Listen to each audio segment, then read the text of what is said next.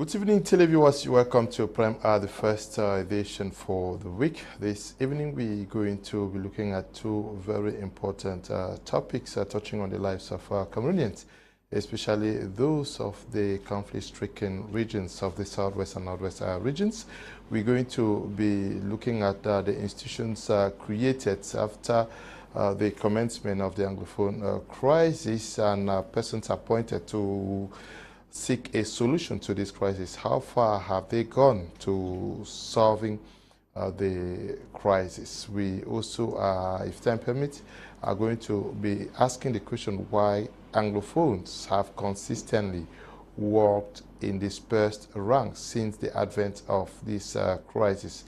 We've hardly had anything that received an unanimous endorsement from across the board of Anglophone factions. We have had the CDN that is contested by some Anglophones. We've had the AGC that was also contested by some Anglophones. We've had the talks that were opened up with Ayuk that was also contested by some Anglophones. We have Barrister Agbobala who says this and others say no. We have Dr. Simon Munzu who would say this and others who say no. So what is actually behind this discord amongst Anglophones who are said to be having a problem called the Anglophone problem? We are going to be discussing these two topics with our panelists who are in the house already.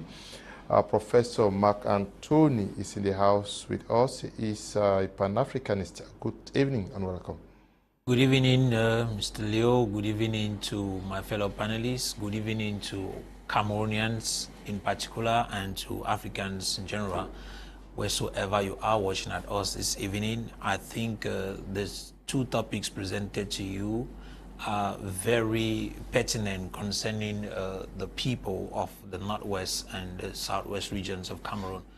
And I believe that whatsoever we'll be saying here will purposely be our opinion, but will be to give, let me say, proposed solutions which could handle the situation. And that we will do with what we can and what we have. Okay, also with us sitting in for Senior Barrister Ashu Emmanuel, who just informed us this evening that he was sick, is Tamai Jarvis, a journalist who works with the House. Good evening, Tamai Jarvis, and welcome. Good evening, Mr. Kum. Good evening to the peace-loving people of Way Village. Good evening to the President of the Republic. Good evening to the Chairman of the Social Democratic Front, and good evening to all political stakeholders, as well as those mothers from the villages who are striving so hard to see that they meet ends with their children amidst the increase in prices of basic commodities. Courage, mothers, do not stumble. We also are in the company of, they call him Mutagha, Sylvanus Tifuh. He is the special advisor to Professor Maurice Kamto, the national president of the Cameroon Renaissance movement. They call him le président élu, elected president. Good evening and welcome.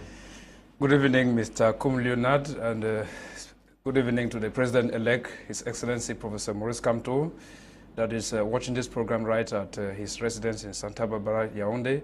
Good evening to all the militants of the Cameroon Renaissance movement who are scotched at TV set this evening.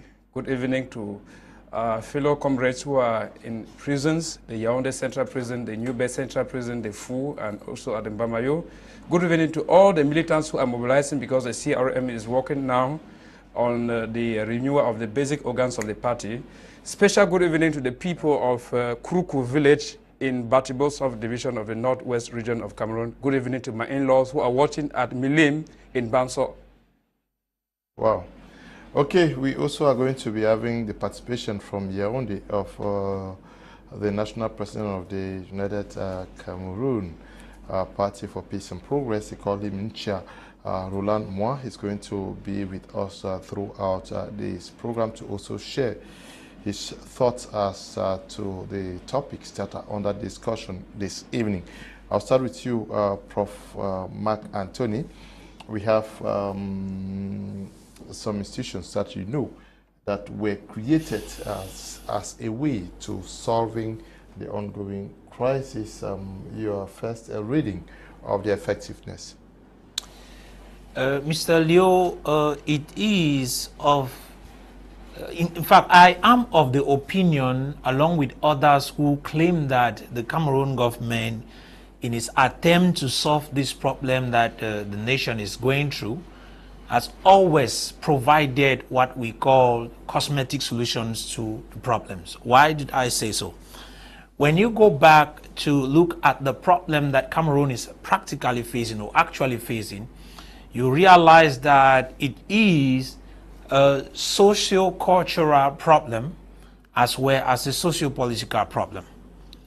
But most at times when the Cameroon government wants to engage into solutions, let's go back to 2016, when the teachers and lawyers went to the streets and actually decided to boycott schools at the moment which they were. And it all happened that they created what we call the consortium to deal with this issue. An ad hoc committee was created to deal with the demands of the teachers or the consortium. Teachers and lawyers. Yes. So what happened? The reaction of might be those who were sent to deal with this issue, using Gogomo as the main person who was sitting at the top of the ad hoc.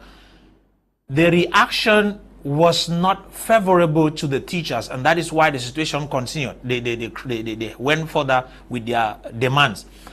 And it happened that instead of dealing with the issue, most of the leaders of the consortium were arrested and locked up. That was a first problem created by the government, not a situation that I should be explaining. When we come again, the issue of bilingualism in Cameroon and multiculturalism, when that commission was created, I asked a question: what are we having as a problem? Are we having a problem of bilingualism or of, because I will say this, in Cameroon, we inherited 2 colonial languages as well as 2 colonial cultures. But as Cameroonians, we have our multicultural background. And the Cameroon government, instead of dealing with the bicultural situation inherited, they reduced it to a linguistic issue and said they were creating a bilingualism commission. Yeah, but language was also one of the problems raised now. Yeah, Mr. Leo, thank you for that. Maybe the bilingualism commission was created to fix that particular problem that was raised by Anglophones. Mr. Leo, that is the way we think. Why do I say the way we think? The problem of Cameroon is not bilingualism. Like I said, the languages are an output of the culture. That's why I spoke of a bicultural issue. We have the so-called Francophone and the so-called Anglophone. I am not a fan of it because those are colonial tags. But the Cameroon government, in order to solve that issue, would have created a system to handle the two together. But rather, they reduced it to linguistics and diluted the problem, which implies they rejected the problem. And secondly, we talk of multiculturalism. In Cameroon, we have over 300 and something tribes, which makes it very important, implying that that particular idea of multiculturalism was supposed to be under the Ministry of Culture. It is not supposed to be a commission that is created. It is supposed to be a directorate under the Ministry of Culture to deal with... The mere fact that a commission is created to address a particular issue, is that not an acknowledgement of the need to fix something? Let me be sincere. If you say the problem was never acknowledged, so why was the commission created? Mr. Leo, it is possible to create a commission for the sake of making Cameroonians to feel like we are solving a problem, when we are practically intending to create another means through which Cameroonian tax money will be eaten. Because since the creation of that commission, I can't see anything that they have been able to accomplish. That's the focus. That's the focus. That is actually the focus of this program. Yes. The focus is because if a commission was created that never existed, it only came after the Anglophone crisis, it means that government has taken cognizance of the fact that there is a problem, and then now if this commission is created and it's not delivering, how do you say that government does not recognize that there's a problem? I want to say that when this crisis started, we must accept the fact that there's been a shift of ground from government's position. Because initially, we had stakeholders and government ministers who said there was no Anglophone crisis. But as time went on, the head of state acknowledged that there is a crisis and created the Interministerial Ad Hoc Committee, which was led by Gogomo for the teachers, and also in Yaoundé, it was led by the Ministry of Justice for the lawyers, to see into the problem which others had earlier said there was not a problem. The issue now is how well did these persons manage the problem that had been recognized by the state. I think that we cannot for 100% say they did not manage it well. Of course, they did some effort, but it wasn't enough to attain the goal that the people deserve or desire, so that it quashed down the conflict. Because if you see the conflict when it started like almost like a window blind, that it was the teachers and lawyers. But when you saw the demands that went on in Bamenda, and also the demands that went on in Yaoundé for the lawyers, it all stemmed down into one thing. It became a political issue, which now the people who were there to handle it, it was not in their position to make those statements. So technically, they handled the surface problem that was presented to the government, which was the issue of professional issues, which the deployment of teachers, bilingualism, and also. But now, when it came out to the political aspect of it, which was not the original intent from when the crisis, the teachers were protesting and the lawyers too, that is where now we had a problem. So to say that these persons from the initial perspective did not manage it well, I would not want to say that. At least they did their best to handle the technical issues that was presented to them. And that's why you see there was a deployment of 1,000 bilingual teachers. That's why you see there was a redeployment of teachers from the region of origin. That's why you also saw the integration of people from the region of origin. And so you saw also the translation of Ohada from French to English to tell you that the Ad Hoc Committee that was set out in Yaoundé actually did something. Now, we move now to a different phase. The phase that the people who now should have the blame should be after the Ad Hoc Committee, where the marks has fallen. That everybody see now that it is more of a federation issue, that these people are clamoring for, and no longer a technical issue. People were now appointed to handle this issue. We saw the Prime Minister, the then Prime Minister Philemon Yang, to the Northwest and Southwest region when he did a tour to find out what the people think that can be done to address the current situation. When he went down, the people gave suggestions, which it was supposed to be taken to Yaoundé for deliberation, such that they can handle those concerns, can handle it. And that is where I can say that it was not well handled. Because if you look at the recommendation given by the people, everybody, at least majority, was 10 state, 2 state, 4 state, different state, but it was no more of a separation. Now, after Yang went by, we now saw Chief Dr. Joseph Dongute. Similar effort he did. He came to Northwest, he went to Southwest, he discussed with the people, and he asked their plight. And now the same situation also occurred prior or post-major national dialogue, where there was a consultative talk. People were sent out. Now go and discuss with these persons in the Northwest, those who are really feeling the heat. Ask them, what do they think can be done in order to reduce the level of violence, solve these marks that had fallen after the Ad Hoc Committee, which is federation. And people gave suggestions and even went to Yaoundé and met the Prime Minister. And I remember of blessed memory, His Eminence went to Yaoundé and gave his book, and 400-page document, which was another proposal that this is what we think can be done. And now, was it well handled? No, because till now, some of those proposals were not taken into consideration. The major national dialogue actually took place. Some of the I was just getting there, building up. Now after that, now we had the major national dialogue. At least something came out. Yes, something came out, which means that to a lesser extent, government at least acknowledged some of the things that the suggestion that came from the field, which was the special status. I don't want to go into the debate whether it is effective or it's not effective. We are going to look at it. It's also part, because the special status is a direct consequence of what is happening. It came out as one of the ways to solve this. And also the regional assembly, yes, and the rest House of Chiefs. Yeah, we are going to be looking at it. Yes, you know what is happening. The government has created these commissions, bilingualism commission. There is there are other commissions that were created. How effective have they been so far? There is one thing which I will want to hammer on, the arrest of Mancho BBC, Ngalim Felix, Pen Terence, and a host of others who are still in prisons. I will ask myself whether this gentleman stood and opposed to the creation of all these commissions, because I'm quite sure these commissions were created to solve the problems they were revendicating for in 2016.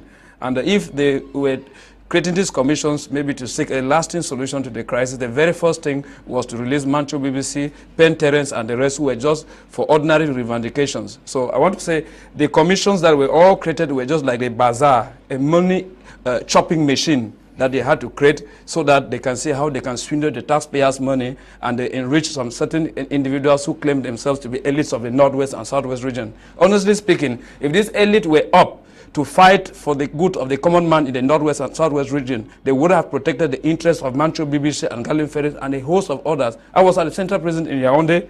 I went to the Bamenda Central Prison, I went to Boya Central Prison, I went to the New Bay Central Prison, where I met a good number of youth, youngsters who are there.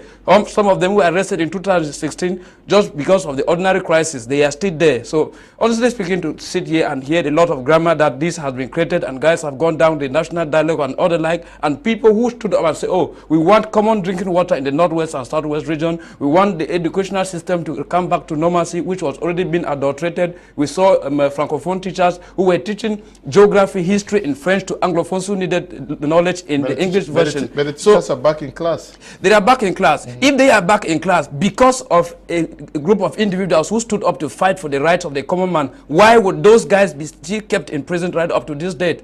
You find that we are dealing with a government that is using cosmetic measures to solve genuine problems, because it is unheard of, it is satanic, cynical for you to acknowledge a problem and then now hold those who revendicated for a solution to that problem as criminals. So you find that this is not the logics of a person that is willing to solve a crisis. It's intimidation, and that is why you find that in 2018 a good number of people who were thinking that, okay, this government certainly has acknowledged some of the problems, honestly speaking, because the problems of the Anglophones were not just only limited to the educational system that was being adulterated. It wasn't only limited to the judicial system that was being tampered with. It was amidst marginalization. It was amidst, let me say, the consideration of Anglophones as underdogs, because we look at key ministries in the nation. Until 2018, no Anglophone had ever managed the Ministry of Defense, the Ministry of, let me say, Finance, Ministry of Territorial Administration. Anglophones were considered as underdogs. They were considered as second-class citizens. In a gentleman agreement, they came together in Fumban. You find all these things, grievances. If they are to acknowledge those grievances, why would they be keeping these gentlemen in the prison? So in prisons and other like. Now, when we talk of creating commissions, there is one thing, they talk of collaboration and cooperation. Has there been any collaboration and cooperation between the government agents and even other stakeholders? I want to look at them. You talk of the late Cardinal. I quite remember the late Cardinal booked audience to meet the President of the Republic as a man of God. I want to think that he would have granted him such an audience because there were very pertinent issues he wanted to iron out with him. But he blatantly disregarded his request for an audience. So there isn't any genuineness in what the government is seeking, because after the Grand National Dialogue, I heard it was mentioned that they would have done something at least to release some of those persons who case files, were not linked with the carrying of guns and other like. Right up to now, it is about 2 years after the Grand National Dialogue, nothing has been done. Look at the arrest of militants of the Cameroon Renaissance Movement, Professor Alain Foguet, Bibi Nosak, and a good number of them, 106 were in prison. Do we need a commission to release them? If the CRM wasn't a peace-loving political party, it would have been a way to fuel chaos and then maybe provoke for any other escalation of a conflict in the nation. And they will tell that we have a government, we have a president that is canvassing for peace. This is not true. This is not true. And Cameroonians need to be very, very vigilant, because there is a lion in a sheep cloth, a lion in a sheep cloth, a lion in a sheep cloth, and the lion in a sheep cloth is the regime in place that preaches peace, and yet they do the contrary. Eli, many persons are writing that the sound does not synchronize with the video. If it's possible to do something, can you just work on that out? For an example, the government cannot be using taxpayers' money to be digging stones in the, to create a deep sea port in Kribi, while we have a possibility to make a deep sea port in Limbe, while we also have possibilities to make deep sea port in other part of the country. And I think the government should not be using hydroelectric power projects, giving billions of francs CFA to remove people from lands, to create these dams which have not been able to supply current electricity to Cameroon, while leaving mention for in Nova Scotia. So there are a lot of things which are making Cameroonians to be angry, and some of them are not like us who are patriotic. Some of them have resorted into picking up of arms. Some of them have resorted to what has come to be known as the Anglophone crisis. So I think it is better for us to see the truth, to understand why the crisis started. Now, secondly, I'll be coming later now to tell you why they have failed, why these guys have failed, why the people who have called upon by the regime to help solve the Anglophone crisis, why they have failed willfully, and why they cannot succeed, and why the crisis is still going on. And with your kind permission, what can really be done, to end the crisis? Now, Prof, we are talking about the Bilingualism Commission. Whatever the case, what is stopping them from delivering? I want you to look at the strategy they have employed so far. Do we feel their presence in the regions? How would you rate their performance so far?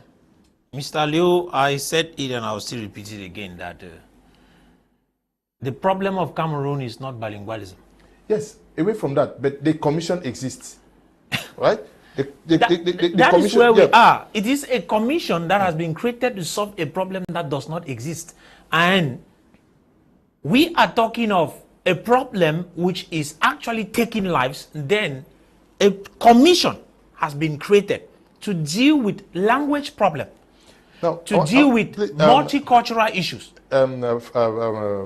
Prof, let me say QUA. Cue me. Yes, there is the DDR that has been created. True. There is the Reconstruction Commission that has been created. True. There are lots and lots of things. So I would not want us to tell our televiewers that the Bilingualism and Multiculturalism Commission was created to solve the Anglophone problem. There have been a plethora of instances created to address the problem. But I want us to look at the performance of the Bilingualism Commission. I'm not saying that it was created to solve the problem. Okay. If we have to look at the performance as an individual, I can't say anything serious about the commission, considering that as we are speaking right now, we still have the same problem that we had before the commission was created. Okay. And looking at the way they even go about trying to maybe push ministries to engage in bilingualism, because you see, it is true that before we had a problem in Cameroon where when you enter a particular ministry speaking English, you will not like the way you are received. The creation of this commission, in one way or the other, came to push most of these guys to start receiving the English language. But if you hear me trying to talk, I don't even know how to talk concerning the commission because I don't see the use of its existence. Sincerely speaking, I don't see why it should be existing, because they have their focus in Yaoundé. I have not heard that this commission is having a branch in Bamenda, in Boya. It is here in Douala or whatsoever. They move and do their activities but it is not creating the impact that is needed in order to solve the problem. And Mr. Leo, since I have to speak, but from this direction, I'll tell you I don't have words to give them. Okay. They are a failure as long as I'm concerned. Okay, yeah. Maybe I just cue in, he'll come in. I go the same way Prof is going. However, I have to expand a bit, because we understand that prior to this commission, there was a problem where Anglophones were saying that the French language dominates the English language in a lot of areas, like in ministries and also within the state house, where they feel that the language should be of equal value. Because first, why will a student who wants to go and do a master's degree out of Cameroon still go and take TOEFL language, where that student actually studied in University of Boya, did all his coursework in English? The problem is because Cameroon was regarded more of a French country and not as a bilingual country. And now this commission came in to harmonize the situation, to make it the public and the international community understand first that Cameroon is not a French country, but it is a bilingual country. But I think we need to create a commission to investigate why the Commission of Bilingualism is failing, because the challenge here is that we've not had no change of the percentage as to the problems we had post or before 2016. For example, you've never heard the President of the Republic address the nation in English, even if it's 2 minutes within his discourse. As we see the Prime Minister does. The Prime Minister comes in English, comes in French, and that tells you that that's bilingualism. And secondly, within some ministries, like the Ministry of Defense, you will never hear the orders are given in French, but in English, to tell you that we still have a problem. And also coming to the level of the ministerial level, we still have problems within the ministry itself in bringing out documents in English and in French. And this, we were expecting the Commission of Bilingualism to make an effort to go to the 10 regions of the nation and ensure that if documents are coming in this area, it should at least have a French. I think that marginalization on the Bilingualism Commission is both ways. Documents leave Boya all in English, and there are some French community in Boya, which means that if a document is leaving Boya, if it is leaving Boya in English, at least there should be a follow-up in French. And the same thing, document leaves the 8 regions in French, and the little goes for English. So if we are looking at this commission in delivering, I will tell you that we need a commission to investigate why the Bilingualism Commission is failing. Look at the strategy. How much have they invest in the media sector in coming up with programs that will help Cameroon understand bilingualism, the impact of bilingualism in itself? They just have their small makeup journey that today they are in Boya, tomorrow they are in Bamenda, the next day they are in. But that will not work. Multiculturalism in itself is a whole ball game. We have hate speech being perpetrated left and right, and nothing concrete is being done to arrest the situation. We also have, you cannot tell me, Mr. Lula, since this commission was created, Cameroon cannot boast of having 2 national languages of multicultural, of cultural languages, that we can say that this is our language, as this is a language that we want to recognize in Cameroon, that should be taught in schools. Like we have the Yoruba, we have the Igbos, you go to Kenya, we have the Swahili. Till now, Bilingualism Commission cannot boast of telling Cameroonians that we are proposing 5 main languages to be spoken in Cameroon as Cameroonian, not as Francophone, not as Anglophone, but as Cameroonian. That should have been the assignment, and I know the head of state also gave that assignment, because if we are looking at multiculturalism, how much do they invest in promoting culture in Cameroon, the Multiculturalism Commission? Little do they do to promote culture in Cameroon. If we are talking about promoting multiculturalism, multiculturalism does not just stem from sitting in Yaoundé and moving with suitcase, but it also involves with getting this project, a cultural project, liaise with the Ministry of Culture and see how you can bust this project out. Okay. I think that, Mr. Kum, we need a commission to investigate why the Bilingualism Commission is failing. Okay. Yes. You are the one saying that it's failing. I'm not sure. They will tell you that they are failing. Yes. If you were to meet them, they will give you a balance sheet of what they have been able to do so far. Yeah. Mr. Kum Leonard, I witnessed a case in Yaoundé that was in 2020 that they had to adjourn the cases of prisoners of the Anglophone at the Court of Appeal 6 times because there wasn't a translator in court. You can imagine it. And I asked myself, why would they even transferred these guys from Bamenda to the military court in Yaoundé, whereas there is a military court in Bamenda. And certainly that military court in Bamenda was supposed to have an English judge in Bamenda. So they transferred them to Yaoundé, they extradited to Yaoundé, or however you put it. And they had to adjourn their cases 6 times. So you find that it's a failure on the Bilingualism Commission, or whatever they call it. It means that bilingualism is still a problem. I wouldn't say bilingualism is not a problem. It's a problem in this country because when you get Anglophones in the Francophone zones even, that need to be judged in court, at least if Cameroon is a bilingual country, then they need to allow them to express themselves in English, and the judge that is judging them has to also understand the English language. Normally, our administrators are supposed to be bilingual. You find that they have always neglected that aspect of bilingualism. So if the Bilingualism Commission comes today, maybe to reinforce the aspect of bilingualism, I want to praise them so much. But then they are not doing the job because, like our co-panelist Javis said, you find that the are programs that are there to educate Cameroonians and other, like the Bilingualism and the Multiculturalism Commission is just like a touristic commission that they go around from one region to other, eat their money, they slaughter goats and other like fowls and pigs, they eat and then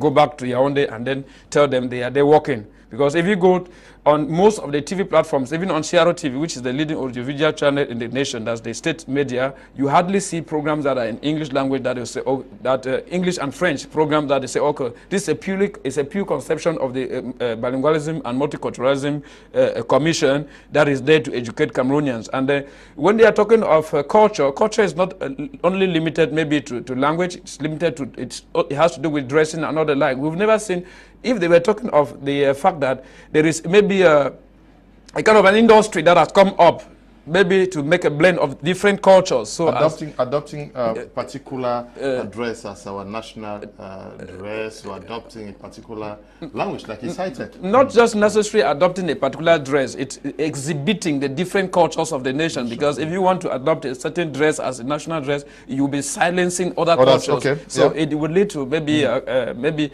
grievances boiling up. So at this particular juncture, we cannot say the Bilingualism Commission has succeeded in their mission, because their very prime mission was to ensure that the aspect of language marginalization is limited in most of the ministries, as it has always been the case in the years past. You know that Anglophones had a lot of grievances with the way they were treated in Yaoundé. When you go to Yaoundé, they tell, on ne veut pas les choses des anglophones, votre patois, they don't need your dialect.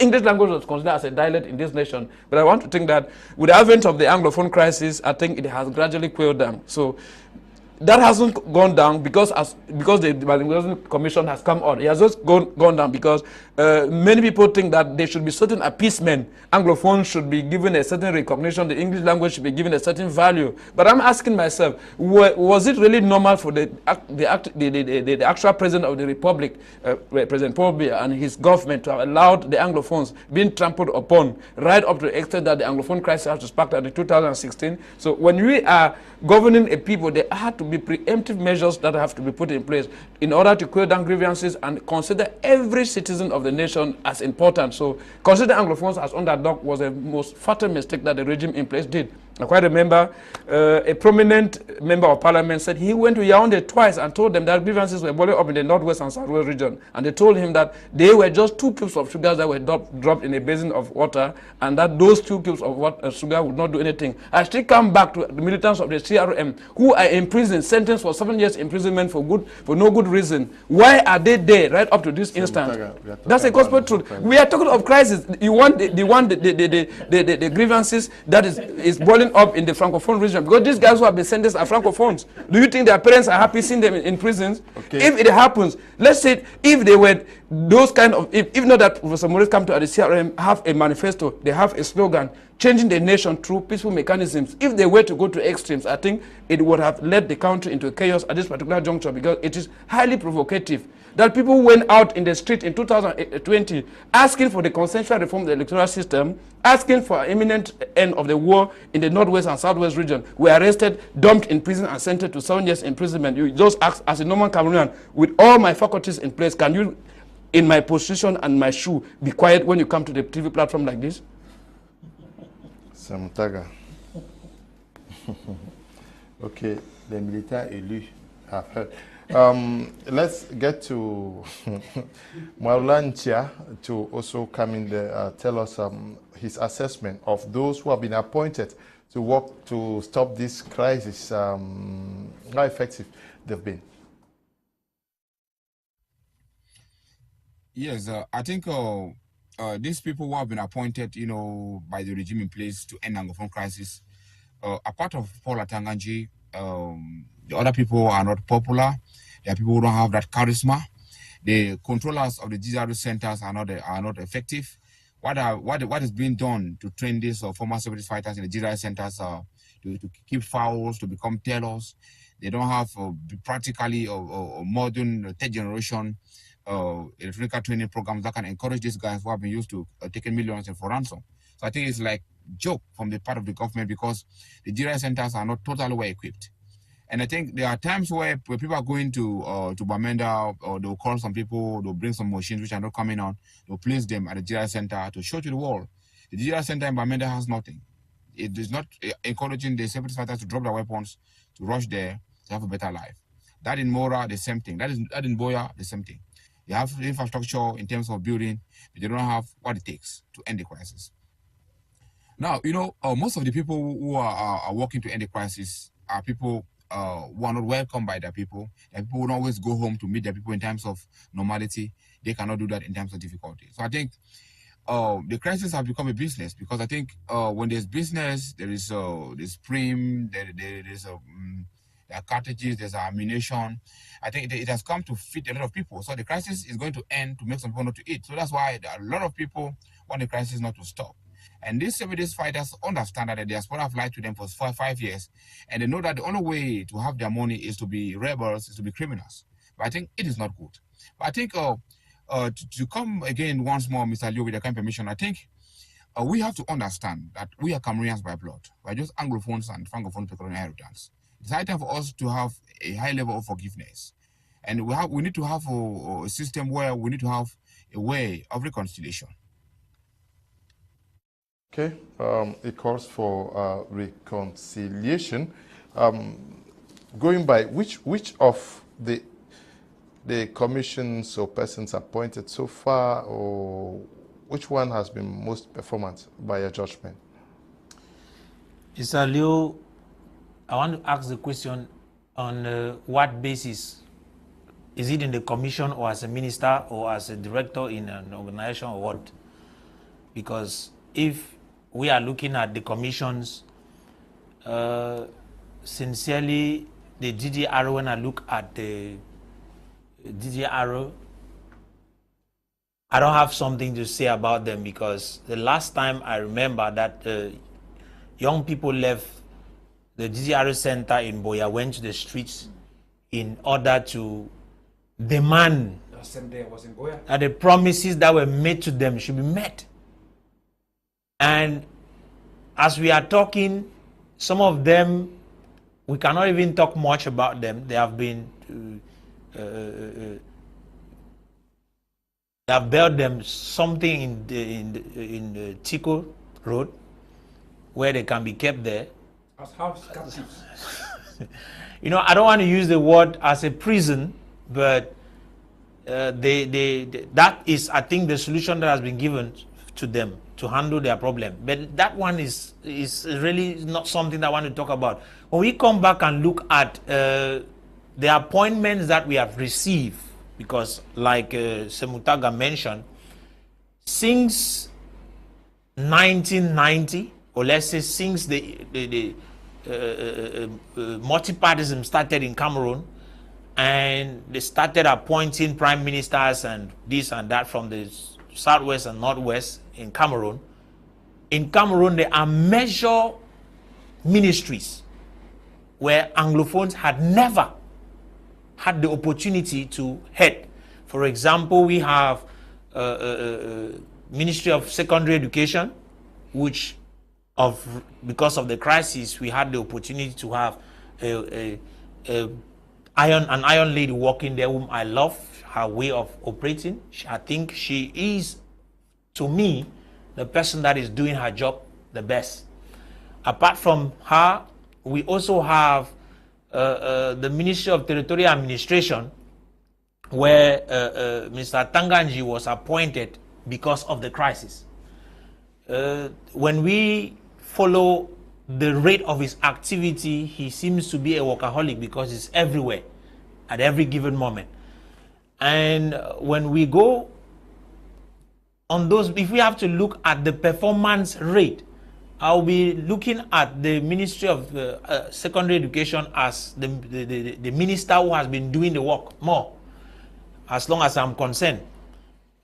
To be everywhere does not necessarily mean you are producing results, because as we are talking, most of the problems we have presently in the Northwest and Southwest, the situations comes based on the rhetorics that come from some of these ministers. What they say provoke more problems than solve the problems. And those are some of the things we need to actually look at to ask if their intention is to help solve the problem or is to throw more kerosene in the fire. And as long as I am concerned, Mr. Leo, rating these particular ministries without actually seeing the evidence on the ground, without seeing the peel back on our people, is something that I should not be doing on TV. And I'm doing based on the question that I've been asked. So I don't want to sing the praises of any individual, because I don't think they deserve it for me. Our people in the Northwest and the Southwest are the ones to do that, and I think that at the moment they are still suffering. And what we should be doing, and the government should be doing right now, is look for ways to handle the problem that is happening and causing people not to have sleep in the night. A lot of persons have been displaced and they are unable to feed. Those are some of the things that the government should be looking on how to handle, because for example, the Minister of Territorial Administration, that falls under his ministry, he should be looking for ways to deal with this spill that has resulted from this problem, where we have a lot of IDPs littered all over. Some of them are practically living in parks. They don't have a house to stay in. I think those are the things that the minister should also put focus his attention on, to deal with it, because those things, even though we are not talking about them continuously, there are people suffering like that. We should focus on them. And also, there are some that do not even have houses. I mean, right in their regions where they are, because their houses have been burned, and they are practically stressing up. So, Minister, I think that is one of the things that we will expect that you should handle. I know that there is the construction commission that has been created, but that construction commission came in a time where there is still trouble on the ground. And as long as money is invested in that commission, it is just a wastage of time, because it is not solving the problems of the people on the ground. Yeah, but you want the minister to fix the problem. Yes, of the let houses. him do it. But you don't want, you think no, that the reconstruction, Mr. Leo, you picked my words, but you didn't take them away. He, as an individual, creating a commission to build houses is not what is going to do the issue right now. I'm talking of looking for a way for them to be sustained before, when the crisis goes, then we can reconstruct their houses. We can't talk of reconstruction when there's still a problem everywhere. How can you be constructing a house when guns could still come? Maybe they'll still come and burn the same house that you are constructing. You mean the hospital in Manfred has been destroyed? Good. You see, that is one of the issues. A hospital has been... You see, Mr. Leo, how can you go to how will you be able to construct a hospital knowing that after you finish constructing, they'll come and burn it? Is that normal? So you are telling the people of Manfred not I am simply saying that let the problem be solved. That's where I am. And they should stop playing around with the lives of people, and they should stop playing around with the taxpayers' money. They should focus on dealing with the problem. They know the solution to the problem and they can solve it. That's the truth. And those who burnt it, you have no word for them. I don't care who burnt it. I don't even know who burnt it. So if you ask me who burnt it, I was not there to identify. I know that the hospital was burned, and that is very disastrous for our people, because you cannot be burning hospitals. Those are soft targets that should not even be targeted. Whosoever did it, that person is a criminal. Yeah. But I want us to look at another commission that actually made a noise. We are talking about reconstruction. They went to the Northwest. They actually had discussions with the people of the Northwest. They equally went down to the Southwest, led by Minister Paul Tasson. Lots of echoes went around the country with the creation of that commission, a fallout of the major national dialogue. But later on, the commission came out to say, we were expecting to raise this amount of money, we just had this. What, according to you, has been, or how would you rate that commission per se? Well, I think, first of all, I want to laud the effort for at least making a step to the right direction. But because I remember you went down to the field. Yes. What did the people say?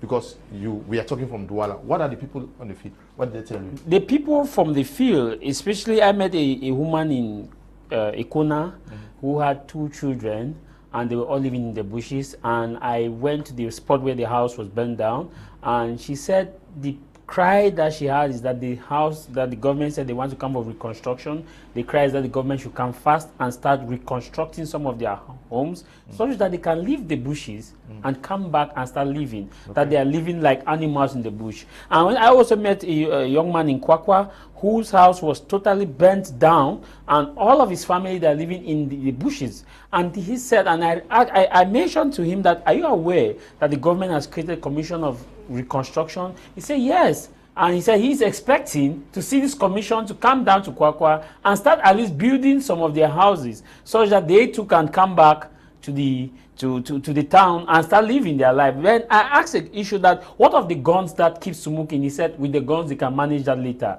but what they want is that at least they should have a shelter where they can come and live. The day that they hear the gun, they can go back to the bush, and the day when they hear that the gun is down, they come back, and they believe that if these homes are constructed, it will at least solve a part of their problem. And also I went now to Akuhmbom, which I also met a series of persons who also raised, I asked the question, are you aware that the government has created a reconstruction commission? They said yes. I said, okay, what is that one word you have for this commission? They said the word they have is they want to see them come to the field in Akuhmbom and construct. Not to end there, I also went to Muyuka, specifically in Yoke, where houses were really destroyed. And I asked this same person, I asked the persons there that, have you heard of the word, this reconstruction commission? They said yes. I said, what do you expect that they should do? They said they want that they should construct their homes and at least come back because they are living in the bushes. Now, with all of these interviews that I collected, one word was certain in the minds of the people was that they are eagerly waiting for reconstruction.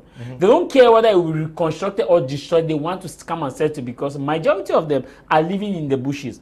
And they believe that if these homes are constructed, those who burn down these houses will not actually come and burn down the houses because they know that some of those who burn down the houses are either both from the non-state or the state based on what is on the field. So if they see that, or if the government invests in a house, it's difficult for whatever soldier to come and burn down. This is their belief. It's not Jarvis's belief. And the analysts may be in Douala and say whatever they want, but this is what someone who is wearing the shoe and is stating how he's pinching.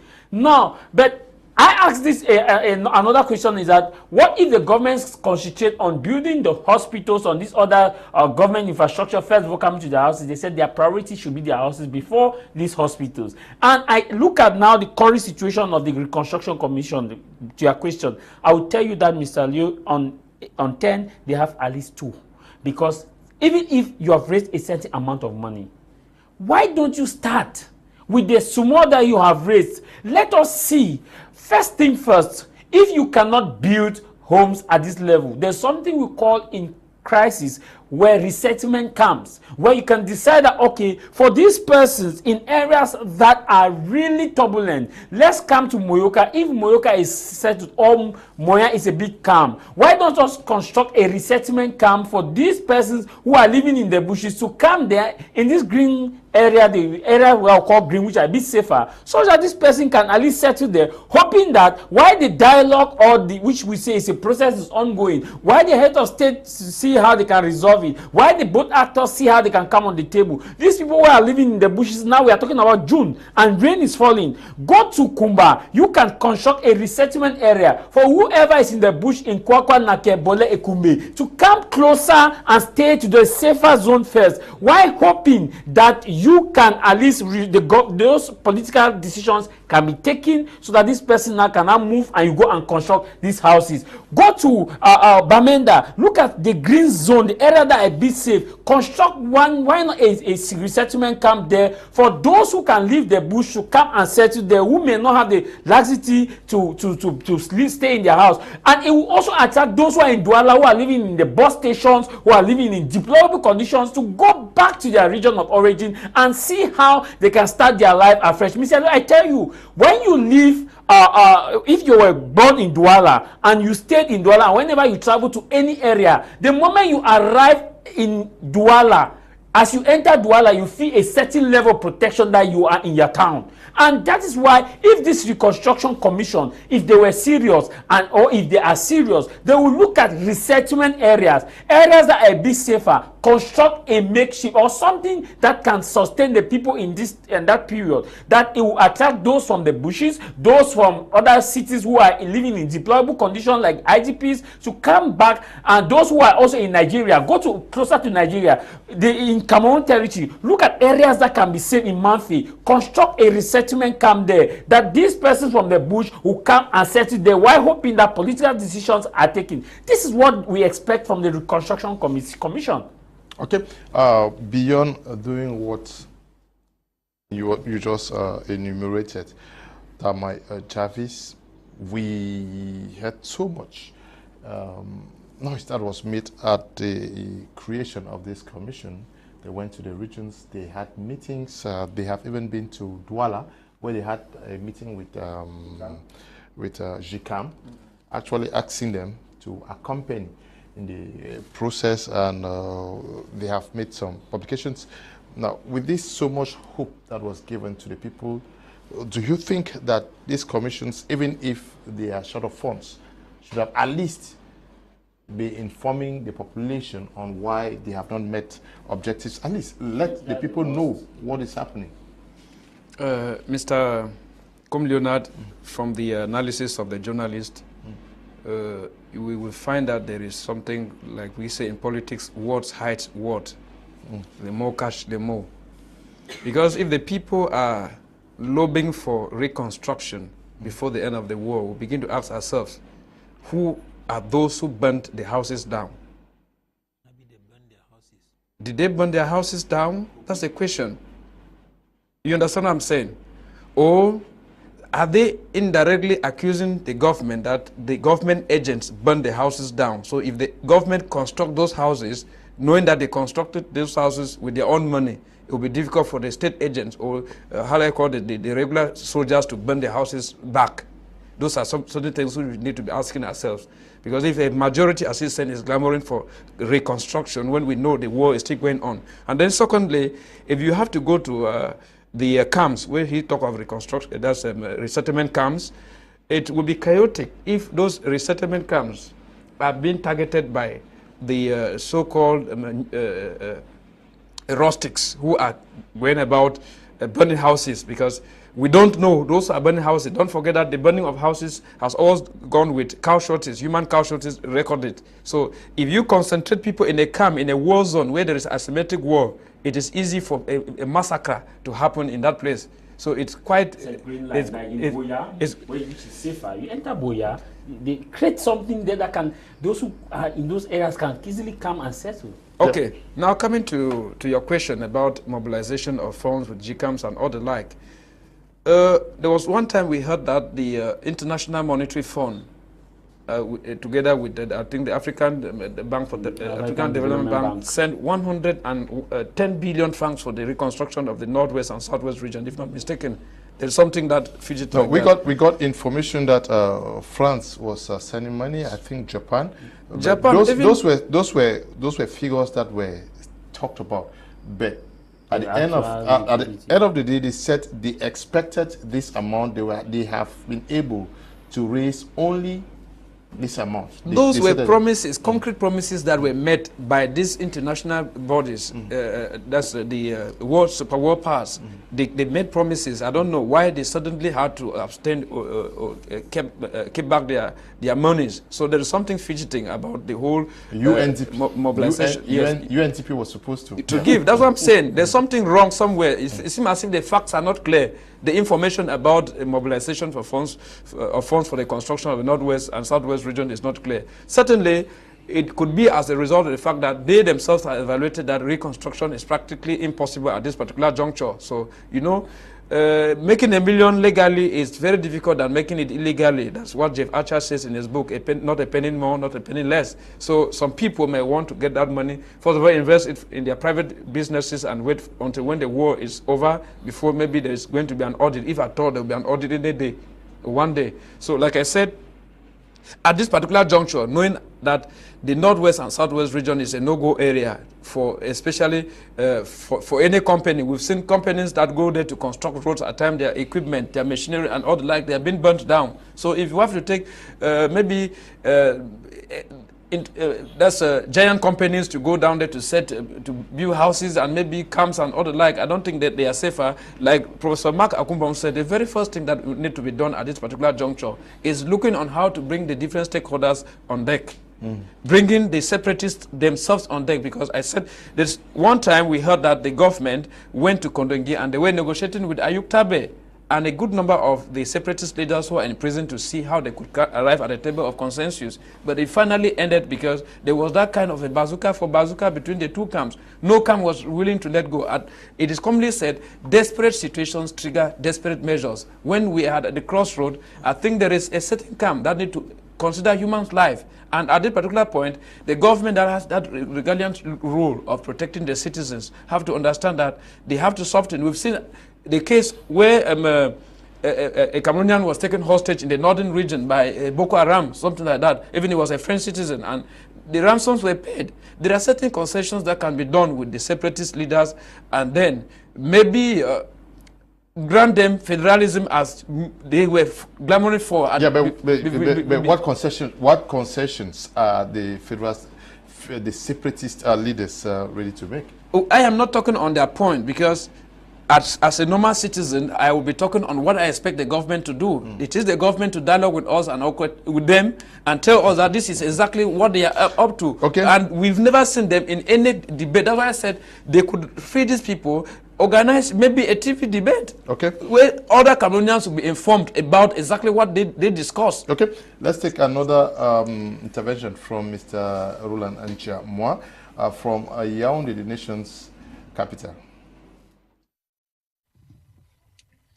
We strongly need a system of national reconciliation, which is going to tell the Anglophones, they tell Cameroonians that please, separation is not the best option for our country. Please, let's drop your weapons. This is how we're going to share the national cake, because the special status is a folklore. The special status is like a scam. The implementation is low. The reconstruction projects are not done by people who are popular. If you look very well, all of these people who are trying to end a government crisis, all of them are from the CPDM party. And you and me know, Mr. Leo, that the CPDM does not mean well for Cameroonians. The CPDM party is no more a party. It has become a government mechanism to do government mafia. So if you are not in the CPDM party, you don't have national cake in your backyard. If you're not in the CPDM party, you cannot be somebody in the system. So I think we need a new Cameroon where people can be given jobs in terms of competence. We have nobody in the GIS center. We have nobody who knows how to do conflict resolution. Most of them, they don't have that competence in conflict resolution. It is very dangerous. The people who are managing the DRS centers, the people who are talking to these separatist fighters, they cannot go to the bushes. They go on media and talk. People who can meet these separatist fighters and talk to them, we know them, you know them. The government need to bring back another personal dialogue just for Anglophones, to tell them, to use people who are popular, to meet the people in the bushes, explain to them that separation is not possible. Because people have died a lot. We have loss of property, state and private property. So I think it is high time for us to understand that the crisis has failed because the people who are behind the crisis are not popular. Most of them are even unable to go to their villages. most of them are unable to talk to the separatist fighters. The ones who can talk, they don't have the budget, they don't have the government power. I think the government should go local. The government should forget about the digital centers. The government should forget about the special status. The government should appoint people in the 13 divisions that make up the Northwest and Southwest region. Every division should have somebody to talk to the people. He's raising an issue here he's calling for a rethinking of strategy, grassroots leaders in all the 13 divisions who could start talking to the people. To an extent, I would say that was sense somehow better than what I've been seeing so far. You see, the people believe that the elites have failed them. And there is no way that they will expect anything good from them. No way. And so if we have to talk about looking for a strategy to handle the problem, it is also important to go local, like he mentioned. But going local will mean a lot. Who are the persons to be targeted from the communities who can handle the issue? Who are those that will be accepted in the separatist camp to speak to the separatists? And how would they do it? Have they attempted it and it worked? I think he gave a good proposal, but I don't know if he has a plan on how it can be executed. But I will be sincere in also saying that this problem, as I know, is a problem that cannot just be solved from a local viewpoint, because it has bypassed that level.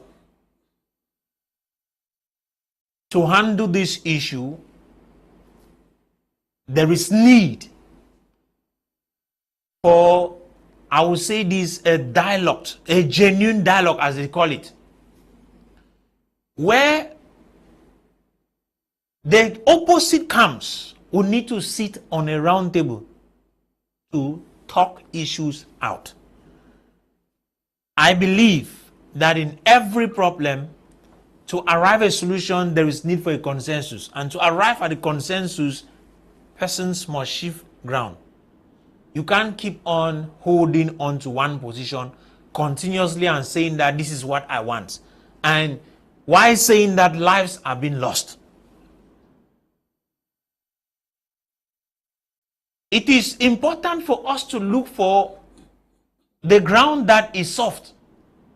For example, if we have to handle the problem in Cameroon right now, I will say this: the problem of Cameroon is a problem of form of state presently.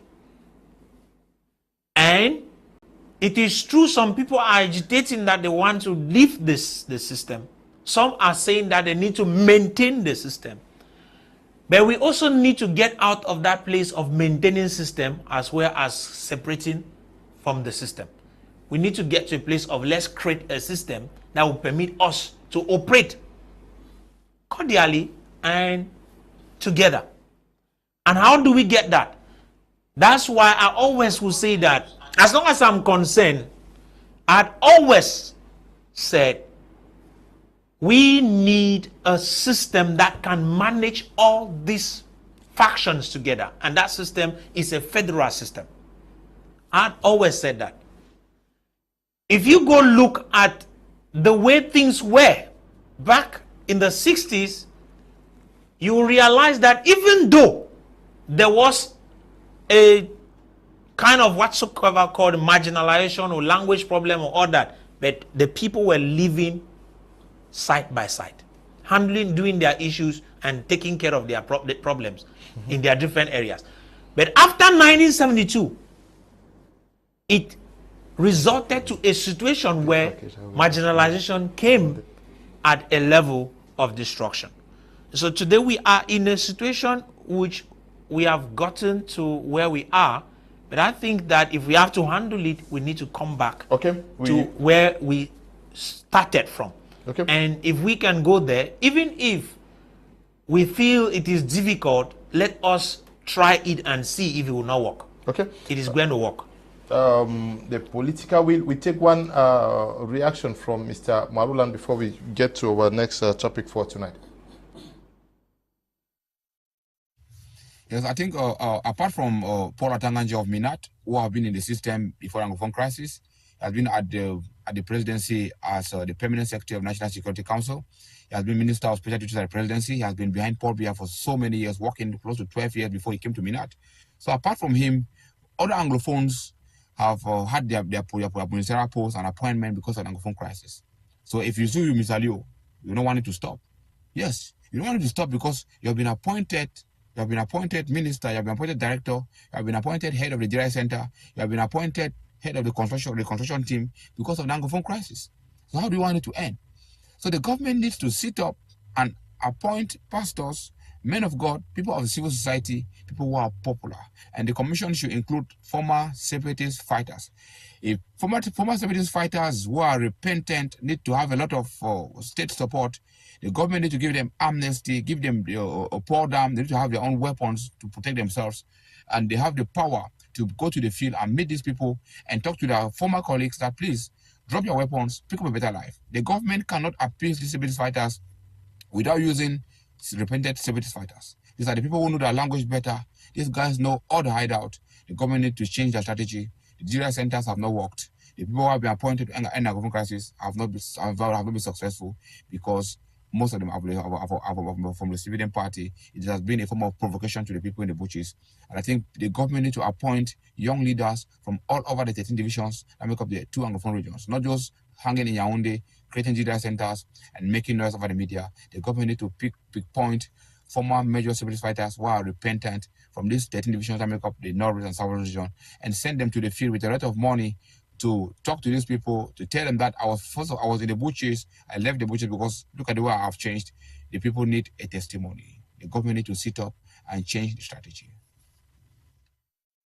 I don't know whether he made sense to you then. Of course, I was really moved by his position, especially someone like him. I want to acknowledge that he actually took the hammer hit right on the nail, on the head, because the truth is we need to change the paradigm.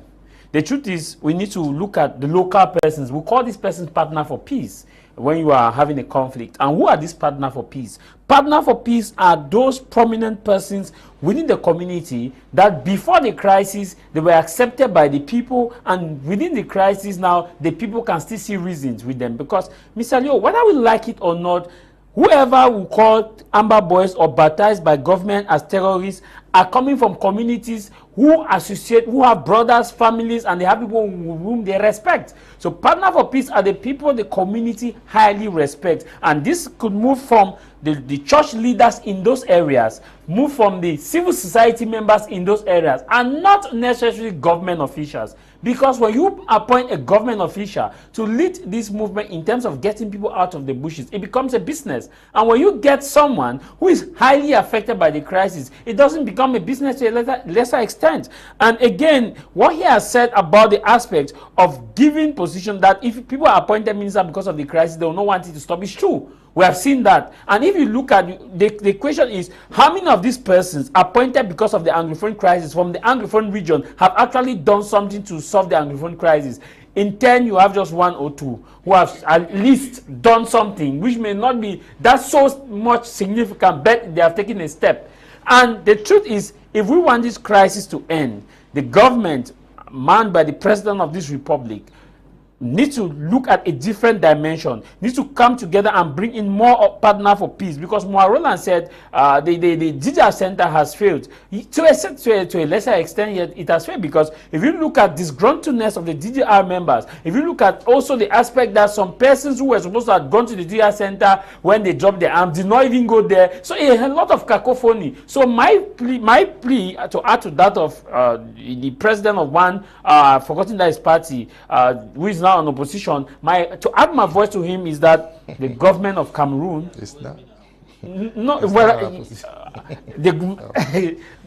The government of Cameroon needs to listen to what he has said and take it serious and diversify. Go to the local community, pick those whom are partner for peace, those who are highly respected. And for us to solve this conflict, those who are appointed who cannot deliver within 1 or 2 months, they should be fired and new people should be appointed. Okay.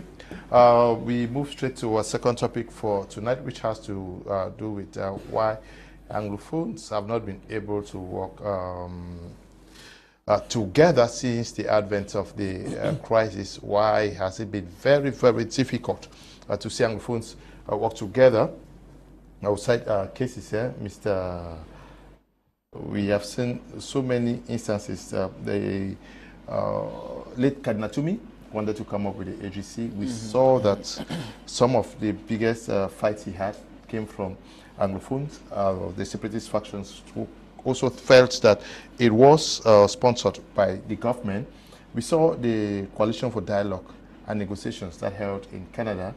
Some of the factions fighting said it was government sponsored. We've seen the Swiss-led negotiations, the effort that has never actually bore fruit. We also saw some factions suspicious of it. Why is it difficult to see Anglophones actually come together to speak as one man? Mr. Kum Leonard is commonly said, once beaten, twice shy. Okay. After the 1961 Constitution, that's the Federal Constitution, took place in Forba, the 1972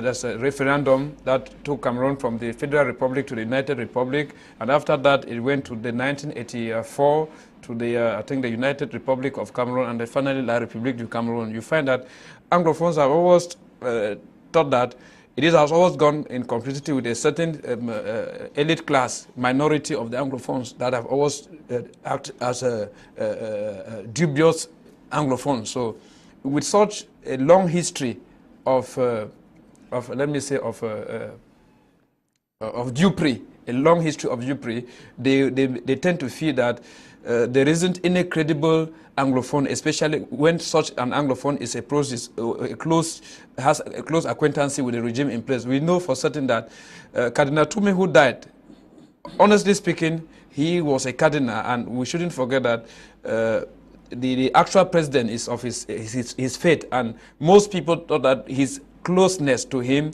could be, or the mere fact that they share the same faith would be, maybe it could lead to a maneuver from Rome and even other persons who were supporting President Biya to come again to deceive the Anglophones. That's the main reason you find that certain Anglophones were very skeptical when Cardinal Tumi came up with his proposals, even though he was acting in good faith as a man of God. But the mere fact that Anglophones have a long history of dupery, they think that have always been duped in a gentleman agreement most time and again. So, like I said, once beaten, twice shy. And then when you go to the Swiss dialogue, I want to think that the Swiss dialogue it failed not simply because Anglophones were working on separate parts, but because no, I'm not saying that it failed because, but I'm saying that just that one, even before engaging, why don't we see all the separatist movement endorsing it? The separatist movement could not have endorsed the to come to a common front because of egocentric tendencies. Because don't forget that the Anglophone crisis came up, and most people were taken away, and they saw a need as a source of avarice. So I don't think that if it was from the onset of it, it was a genuine something. Let me say it was a well-concerted something. That because Anglophone crisis did not come up with a common front, with a consultation. It took so many people unaware, and some came in just like they went in for adventure. Certainly some saw money that was being chipped in, and everyone wanted to hold his ground simply because he wants to have access to the cash and all the like, and then it became a source of avarice. That's why you saw that at a certain juncture, there became certain kidnappings and all the like, whereas they were the real people. We know the front runners who wanted maybe a good living condition for the Anglophones, like the Agbobalak and the rest, and even the Mancho BBC, and then later on the leaders themselves who came from the high class, because we take a man like Ayuk Tabi, who is in prison. Ayuk Tabi was not a riffraff, he was not a jarlatan, somebody who has been with the elite class of the nation for a long time, and he knows exactly what it entails to fight for the rights of the common people. So you find that when you have a man of that caliber who will stand with maybe somebody who just came from the grass, from grass, and then sees that in the war it is a way for him to have his cash, you find that it would not be easy for him to seize ground or to leave ground to abide to his ideologies, because he thinks he would be losing his own identity. So that is the issue. It is issue of identity that have always made them to go on separate lines. So at this particular juncture, if they are willing maybe to lose, each person lose his own identity and then allow a single person go in front, you find that it will be very easy for them to arrive at a common front for negotiation. That is exactly what it is. Okay. Have you also taken note of what's happening? Very difficult to find common ground for Anglophones to talk as one man. Mr. Leo, if there is a lesson I've gotten within this period of this crisis, is the fact that Anglophones generally do not trust one another. Okay. And apart from that, when I say that, it's not like I'm saying that Anglophones don't have trust per se. I want to believe that there is a reason behind that mistrust. And from what I've seen, I know some of the fans of those who are in different camps who say that it's a strategy to not be able, so that the system should not buy the so-called person whom they are depending on as the head, because they say if they unite, they can buy the person who will be standing as their head. But I want to believe that there is no system that is built with division. There is no possibility of ever succeeding in creating should I say a state with so much division. It's not possible. And that strategy is failing if it was a strategy. So one of the other reasons Mr. Leo will give is greed, egocentrism, where individuals want to be seen, and also they are also looking at what they will get. And because from their different angles they are getting something for themselves, when somebody comes with an idea of how it can be handled, what happens is some of them get on their necks. And you will hear insults from across the board. This one insulting the other one, and at the end of the day, we can't be taken seriously. If that is the strategy, it is a failing strategy, and there's no way of being taken serious. So I will not come here and say that, oh, these guys, this is a strategy. That is never a strategy. Look at it, Mr. Leo. You just mentioned the meeting that took place in Canada. Normally, I thought, okay, if you really wanted a solution, you should stand behind. Okay, what about what was happening in Swiss? The other group said, no, we are not for it. And division, implying that there is no steady, organized position that each of these so-called camps are holding on to.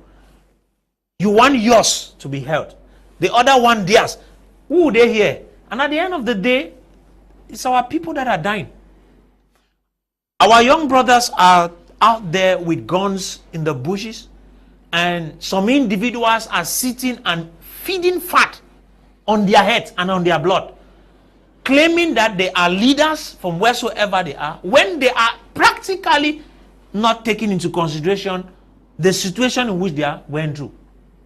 And as a result, we will come and say, okay, we want separation. Okay, if we separate, who is going to stand where? Okay, somebody will tell me, no, we just need to continue like that until we separate first.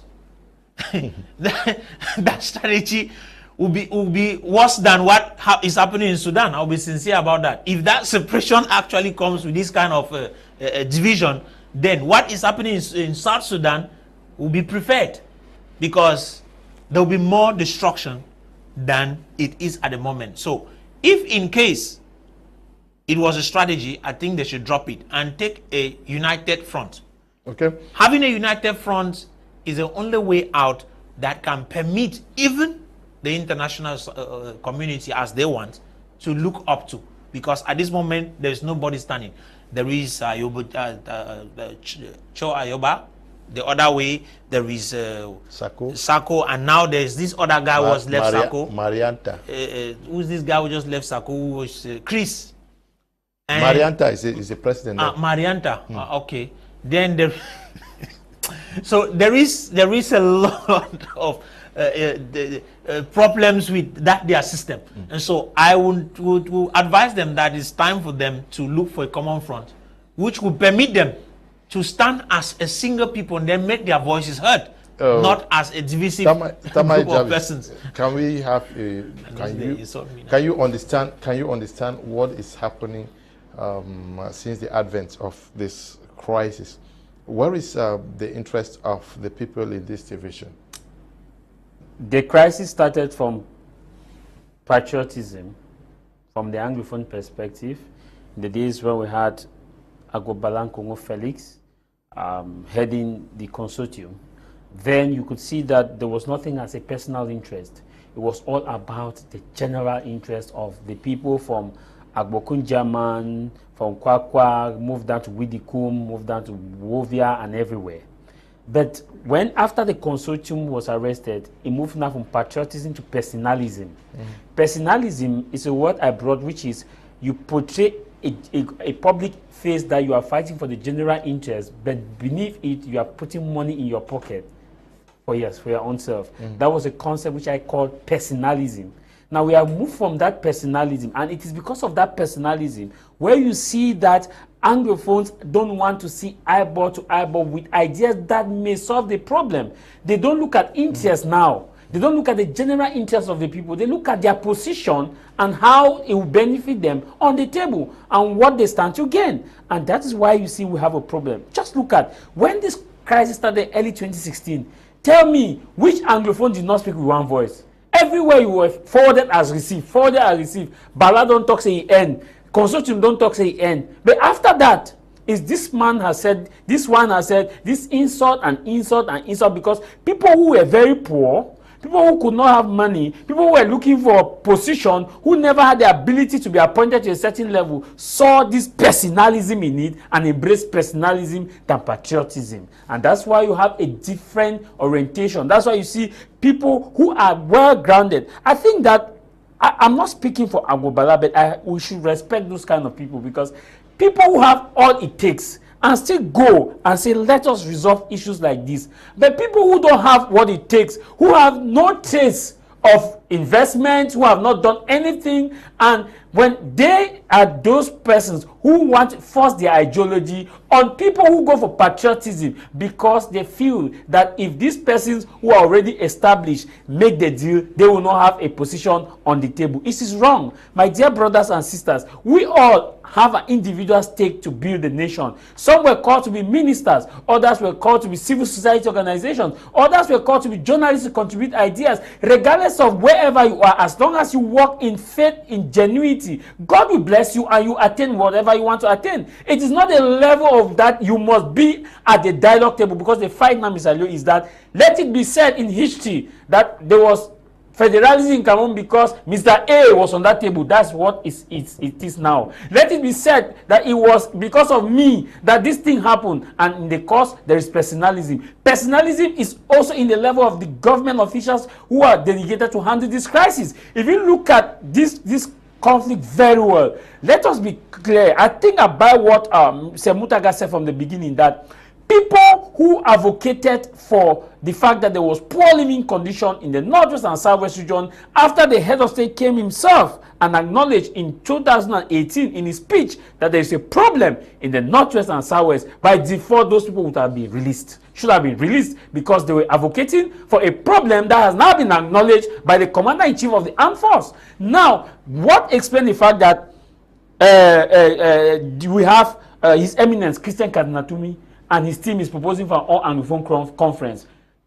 That's patriotism. Looking at the fact that it will bring all Anglophones together to speak as one voice to resolve this conflict. But some officials say it will happen over their dead body division.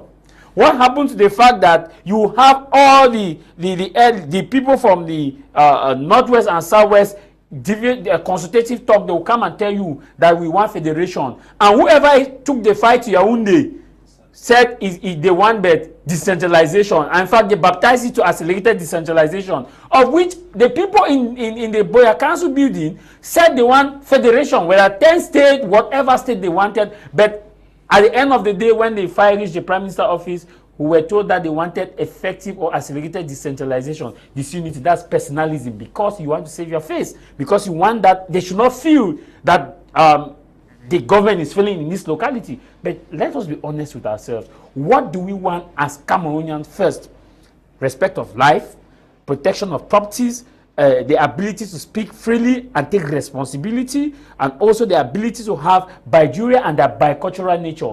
Whether you're a civil servant or you're not a civil servant, this is what binds us together as Cameroonians. But the fact that many who have shunned away from these things and are instead focusing on, let it be known that because of me, the people did not advocate for this. So, Mr. Aglio, to put a summarized answer in what you have said, is because of personalism.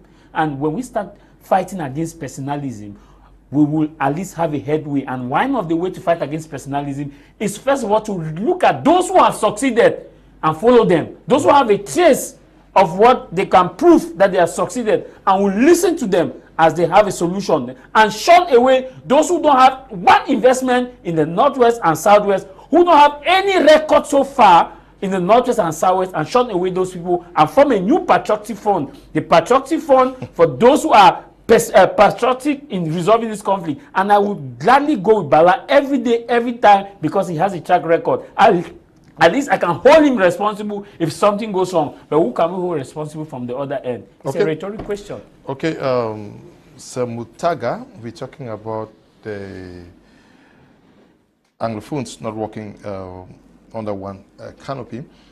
Can we understand why you people of the political class, you are a militant of the ACRM, we have, you are a political elite from the Northwest region. We have political elites across the Southwest region. We have political elites across parties, STF, CPDM. Why have you people not also spoken under one voice? Mr. Kum Leonard, honestly speaking, you understand that of the political parties, we might have different perspectives or different ways we look at the Anglophone crisis.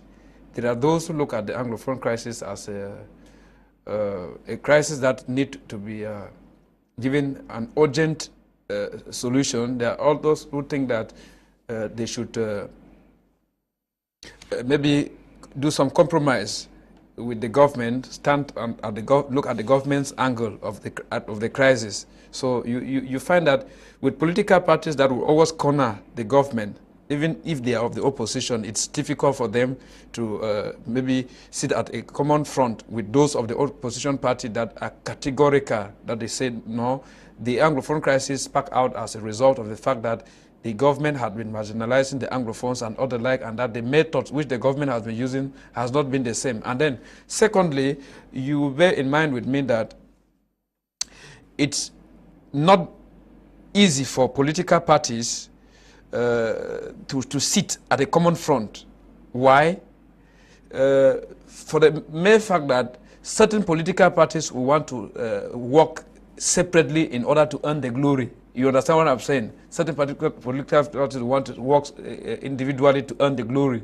And if you call them to sit at a common front, they think that if they have to work, there may be political leaders who are maybe popular by virtue of the fact that they have been in politics for a long time. There will maybe certain political leaders that are popular by virtue of their pedigree, their academic standards and other like. So in such a country that there is a slippery political landscape, it's difficult for political leaders to come to a common front. knowing that there will always be manipulation from the regime in place that is not, first of all, willing to open the political sphere for a fair play. So it's very difficult.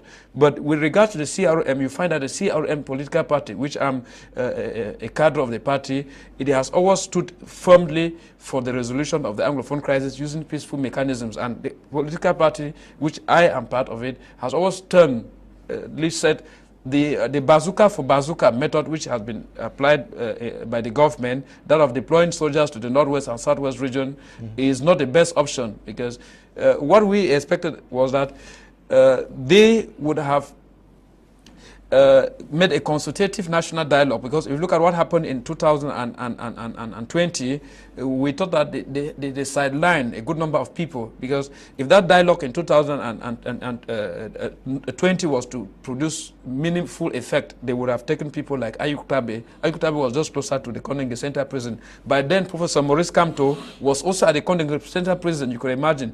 Those are people that were kept there, they were sidelined. So their participation at that dialogue was going to be very meaningful. And then when you look at those who even attended the national dialogue, I quite remember I watched that dialogue. Honestly speaking, then I was arrested for political reasons, motives. I was at the Nolinga Central Prison. Luckily, in my chambers, I had a TV set. We watched people like Frundi who were there. They were just like onlookers. They were clappers, and we didn't hear or see most of them maybe participating actively. They went there just to observe. So it's difficult, honestly, to think that the political parties would come like that and write a communique. But you've seen some of those political parties which are represented at the National Assembly at times talk even in the National Assembly, and they are not given the opportunity to freely air out their minds. That is at the level of Yaoundé. My question still stands here. You are talking at the level of the northwest and southwest region. Leaders of political parties who are Anglophones. We also have influential militants across political parties like himself. He is a special advisor to Professor Maurice Kamto. We have other persons who hold very high positions within his party. Why has it been difficult for the elites, political elites across political lines in the northwest and southwest regions to also say, okay, I'll bury my political interests, because that is what we were talking about personalism here. I'll bury my political interests. I know that I want the CPP to take power one day. I want the USDP to take power one day. I want the MRC to take power one day. But for the sake of our region that is burning, let us come together and work for an end to the conflict. Mr. Leo, like we always hear, they will tell you of party discipline, where they have to align behind the party above the interests of the nation. I don't think party discipline should be above patriotism. Patriotism should come before any party discipline, where I think your nation is what you love first before turning to your party. But when you look at the way they go concerning their party issues, you get to realize that most of them, they are looking for favors, what they can get from the person they are looking up to. And so they'll prefer to call these names. I will talk of my party president more than I will talk of the well-being of the nation. And so, to an extent, it comes back to what Jarvis just said about personalism, as well as I'll come back to the place of greed, what I can get. So, with these two factors, it becomes practically difficult for these so-called political elites, as we call them, and partisans, to choose to say, okay, let's abandon the fact that I am coming from the CPDM. Can I just land, please? Please, let me just interject. Let me just go through my thought, please. Okay. I'm coming from the CPDM, I'm coming from MRC, I'm coming from SDF, I'm coming from this. Those positions are good, but in a crisis moment, they are not important. I believe that every citizen from the northwest and southwest regions of Cameroon were supposed to be working under one umbrella. In fact, they should look for a way to create maybe an organization or something that they can put which will permit them to work as one, not as party members. And with that influence, will give them the capacity to be able to do things which will not be accredited to the party. But let me say this, anytime such a thing is created, most of them still come with the mind of my party. What do that's using the crisis? Using the crisis for their benefit. Prof, I wanted to say something. You find that now you are cutting me from talking. Okay, just go ahead. If he has to disturb, I will allow you to no, talk. you are already talking, Okay. so go ahead. Like I said, you find in 2021, I met some prominent political actors of the Northwest and Southwest region. And the very first thing I proposed to them was that we have Anglophones who are in prisons, because I visited all the prisons, you know that, where I spent almost close to 2.4 million francs to distribute food items to them. So I told them, I've gone to most of those prisons. They are Anglophones who are suffering. Some of them need medical care and all the like. How can we come on deck and see how we can? I even called some of them in the diaspora. I want to talk a person like Dr. Chris Fomenyo. I talked to him. I talked to other persons. I don't want to call their name because they are politicians. They would think that maybe I want to denigrate them. Honestly speaking, tried to lobby with them, and finally they will tell you that I am working at my own angle. I am working at my own angle. You go ahead, do what you can do. So you find that I did my best. I was not going there as an MLC militant. I was going there as to meet them as an elite of the Northwest region, and that one who has been in prison and know exactly what the prison area is. Okay, so you see, that's one in a million.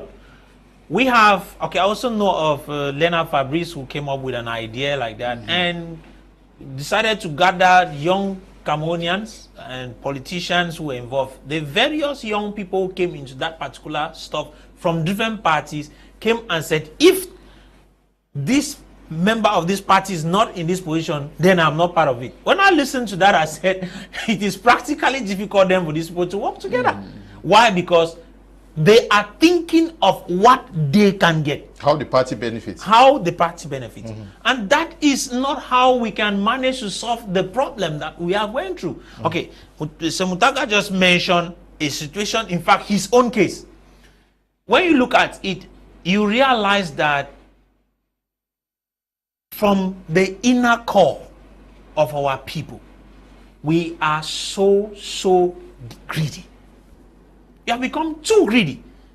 And that is why some will even take the problem we are going through right now to make their money. They don't care about the bloodshed. So, you see, at times when you sit on this TV platform, I want to talk, I feel it difficult to call some of these names because I know they are individuals who are practically using it for their good. And a lot of persons are suffering, but they don't care. Okay, try to come to them and tell them, okay, let's work together. They will tell you it cannot be possible because my party, my party. So you prefer that your party should not be, in fact, you should not be disciplined in your party, but let the crisis continue. I think that you guys, politicians, you have a work to do. I believe that the people always look up to politicians, believing that they are the ones that can best pull them together. And so if we cannot get to a place where we should depend on you guys, then we'll look for another solution to the problem, not depending on politicians. I think, like Mua said, we'll surely turn and start looking at local champions who, for example, before the crisis, they had influence in their communities and are still respected. They might be the solution to our coming together. But if we keep on sounding this thing, and most of you politicians do not want to listen to us, means you have decided to fail the Anglophones. Okay. That's where I... Daisy from Kumba says, good evening, Mr. Liu, and to all the panelists. I'm missing the program. No electricity is on and off in Kumba. Good evening, Mr. Liu. These institutions has no one in charge of dialogue. When they create a commission in charge of dialogue, the solution to the Anglophone crisis will be history. We have many people we call elites who can't speak the truth about Anglophone suffering. Caleb is writing from Fundong. Now, they say without vision, a people perish. We are 5 years into this crisis, and when you get what Mutagha is saying here, it tells you that the political class is very divided amongst Anglophones. When you go by your analysis of the situation that obtains today amongst even the separatist leaders, very divided, even as you said. Now, is this not frightening for the future? Because we say we want a solution to a crisis, and we say that the problem is here when we cannot fix ourselves. Is that not where the problem is, the bigger problem is? It is said that everybody wants to go to heaven by John Minang, and nobody is willing to die. That's the same situation we face in Anglophone crisis. We must die for the people. Because everybody wants to see it fixed, but nobody is willing to give up their positions to their individual positions and look at the general interest. And every day we are clamoring, we are pointing fingers. The ABC syndrome has increased in Anglophone community. That's the accuse, blame, and condemn. We accuse everybody, we blame everybody, and we condemn everybody but ourselves, and paint ourselves as better. The future is very bleak. The future is dark. Not only dark because people are causing havoc on people and making sure that hard-earned reputation that people have built for years and years are destroyed just within the use of a 200 francs megabyte internet that people have in their phones.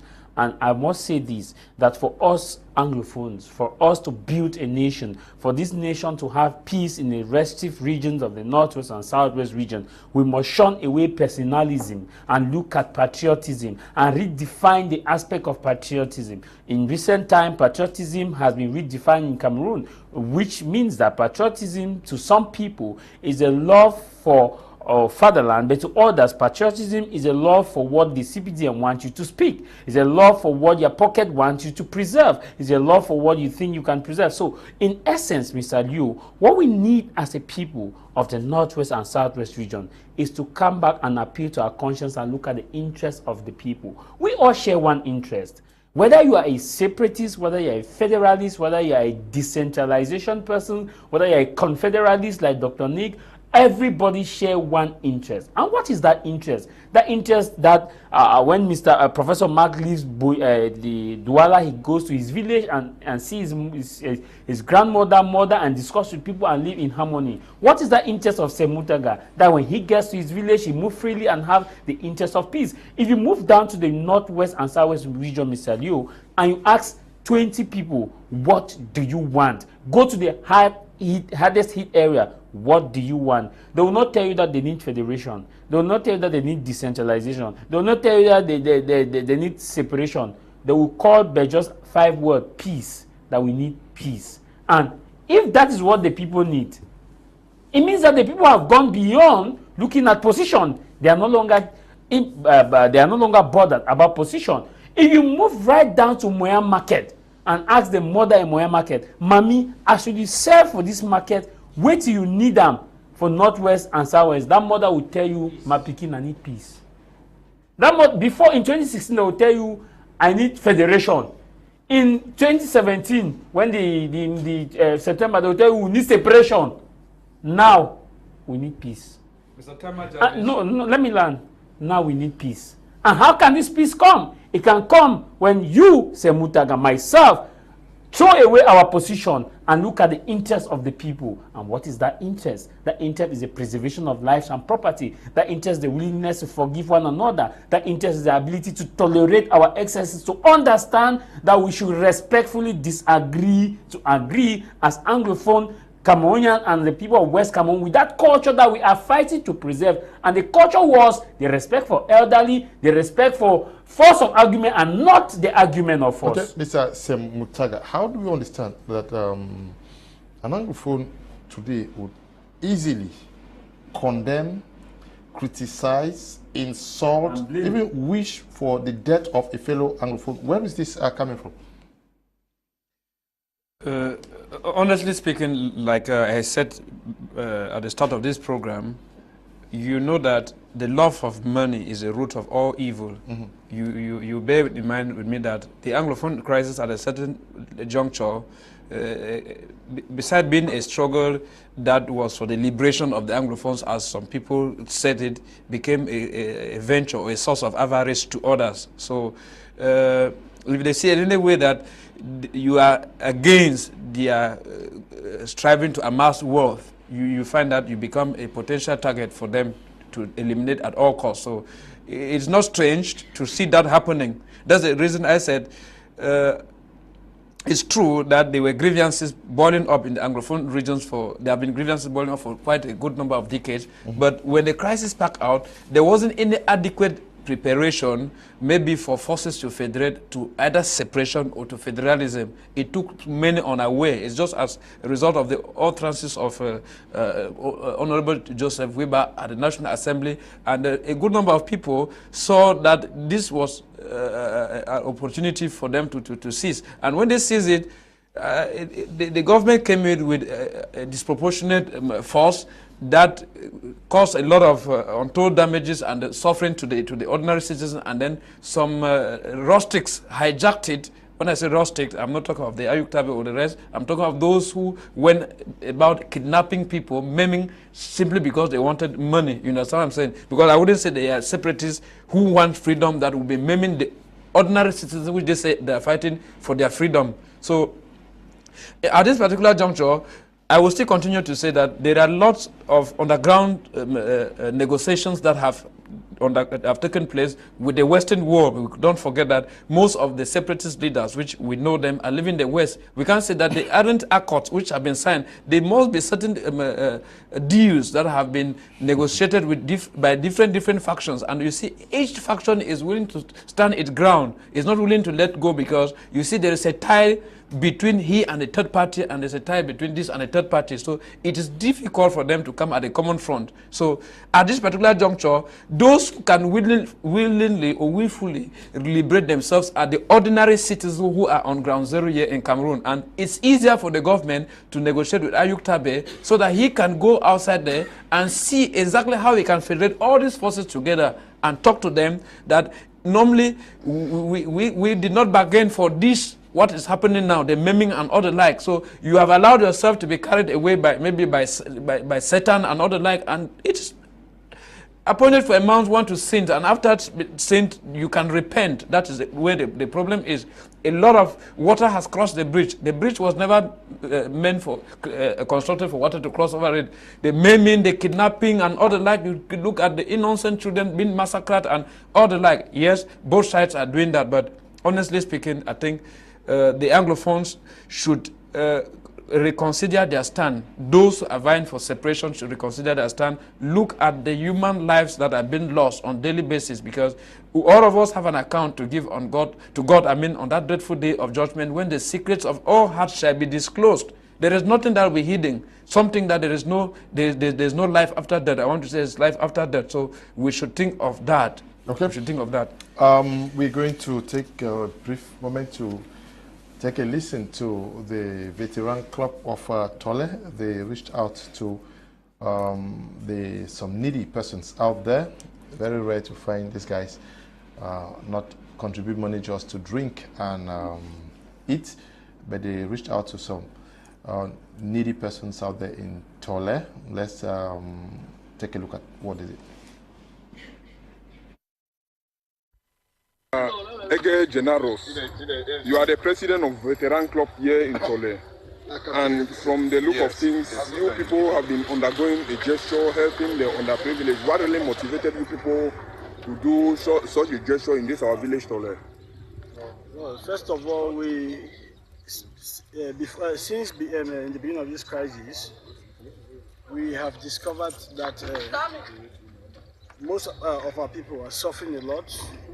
Since the lonely company we had here is not really functional, it's not functional, we have discovered that the widows and the widowers are really suffering.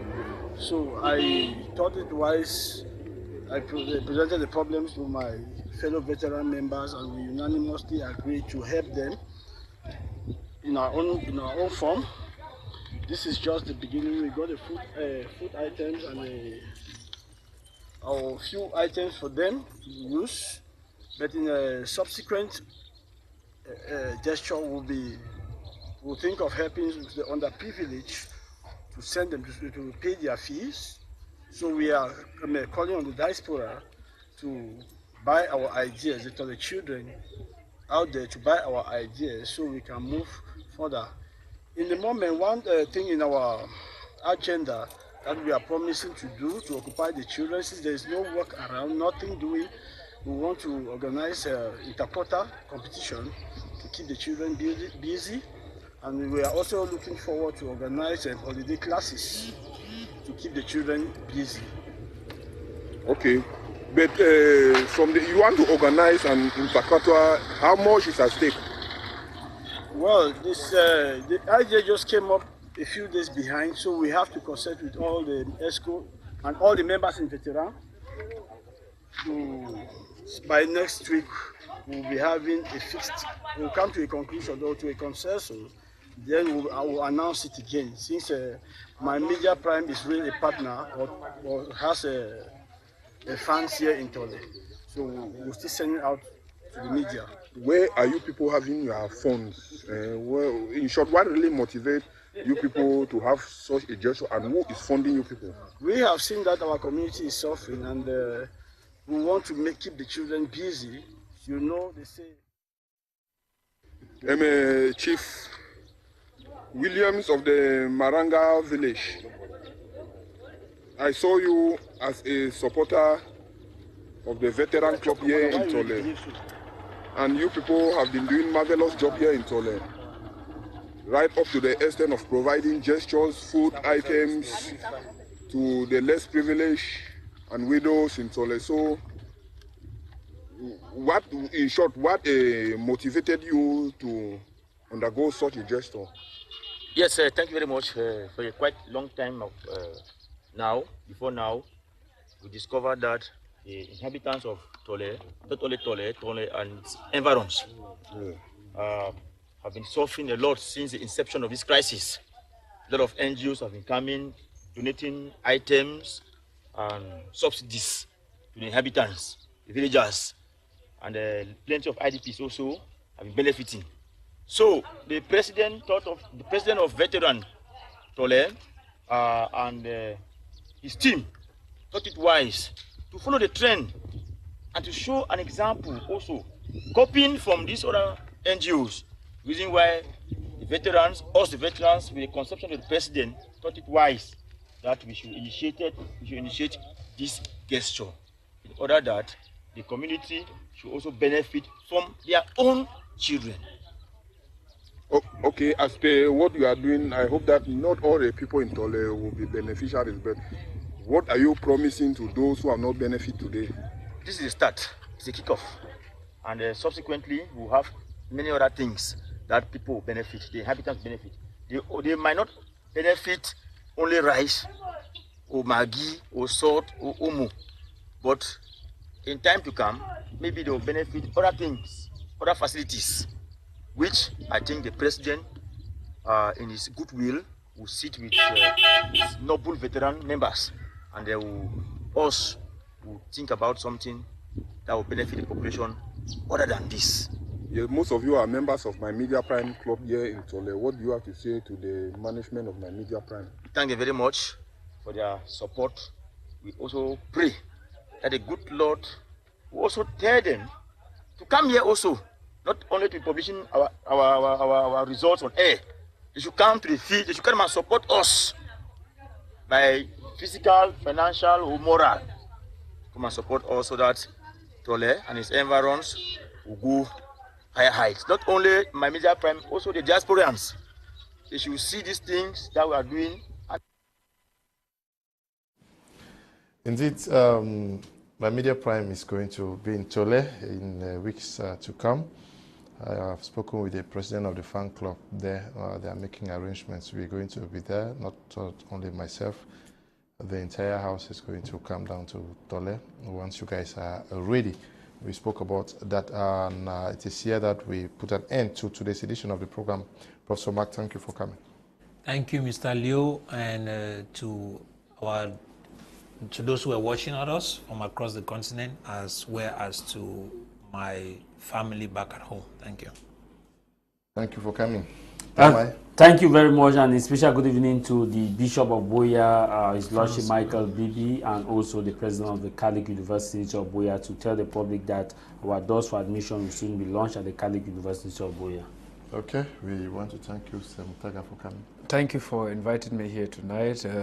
Mr. Kum Leonard, I want to personally appreciate you for your magnanimous gestures to secondary school students in the Northwest region. I saw you there last time to encourage the journalism club. I think it's a novelty. That's the very first time I see a senior journalist going down to the field to appreciate youngsters who are harnessing their talent. So I wish to encourage you to continue like that, and that the Lord Almighty will grant you free hands to go ahead. Amen, amen, amen. We want to thank you all who took time off to watch this edition of the program. Thank you to you, Desmond and Eli, producing this edition of the program, and to you, Tabi, Tambe Brian, supervising the work we do out there. Stay blessed. Bye.